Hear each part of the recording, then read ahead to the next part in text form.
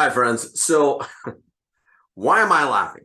Okay, so today I'm going to talk to you about a little thing I like to call context. Okay, and this is a concept that the media sometimes ignores a little bit. All right, let me show you exactly what I mean. So, here are some of the more recent headlines in regarding the real estate market. Right. U.S. foreclosure filings have surged 115% in 2022. U.S. foreclosure activity doubles annually, but still below pre-pandemic levels. Foreclosure filings rose 115% in the past year. These are all published headlines, friends. Now, are they wrong? No, they're not wrong. And if you were just a person looking at the headlines and you saw this, it would be completely normal to, well, kind of freak out a little bit, right? So now they're not lying, but again, it's all about context. So let me show you what's really happening here. Okay, so back when the market crashed in 05, 06, 07, right? At its peak in 2010, we had 2.9 million foreclosures. Now, that is a tragic number. That's a lot of people that lost their properties, unfortunately, to foreclosure. Last year in 2022, we had 324,000.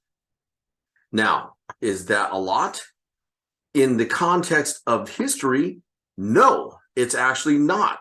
It's matter of fact, it's still below the pre-pandemic levels of 493,000 back in 2019. Now, is it twice or over 100% of what we had in 2021? Yes, because there was 151,000 foreclosures in 2021. Now, why is that? Because, well, there's a couple things. All right. Number one, the government had a moratorium on foreclosures, so it's kind of hard to foreclose when they won't let you, right? So that's number one. But number two, you have to look at 2020 and 2021. Those are historically low foreclosure rates. Okay.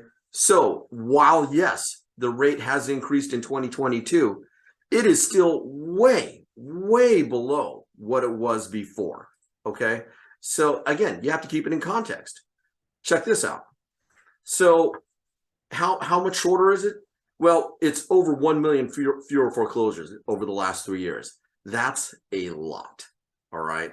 Again, look at your average since 2017. So for the last 6 years, the average has been 598,000. We're half that, roughly less than half that, right? So at 324,000. So we're still way below where a normal foreclosure level would be. Okay. And let's be honest, right?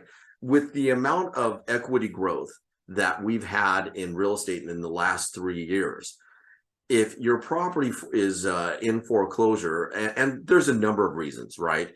I mean, life happens, job loss, health reasons, what have you. I mean, it's again, it is tragic. We never want to see anybody lose a home to foreclosure. Stuff happens. There's nothing you can do about that. That being said, if you took a look at it, you do have options. If you're in a situation where you have economic struggles, right, and you've owned your home for at least 3 years, there's a really good chance you have so much equity built up in that property that you really, really don't need to foreclose. And here's what they're saying. The bottom line is there will be an increase in foreclosures over the next year from record low levels. But there will not be a huge wave of distress sales as happened following the housing bubble. The distress sales during the housing bust led to cascading price declines. And let me say this as clearly as possible. That will not happen this time. People just have way too much equity in their houses. There's no reason to let it go to foreclosure. And the market is still strong because our inventory is still roughly half of what it was pre-pandemic. And it's all about supply and demand, folks. All about supply and demand. So you have to keep these things in mind. Again, the unity word for today is context. So what do I mean by how strong the market is? Well, over 11,000 homes are still selling every single day. Last year, we sold over 4 million homes nationwide. So let me do the math for you. That is 8 homes selling every 60 seconds. Every 60 seconds. Okay. There's no reason to believe that we're in a housing bubble. And when you are seeing these headlines in the news, in the media, what have you, again, take it with a grain of salt. Try to research the context about what they're really saying, because the market is still very, very strong and the window is still wide open. It has not closed for you.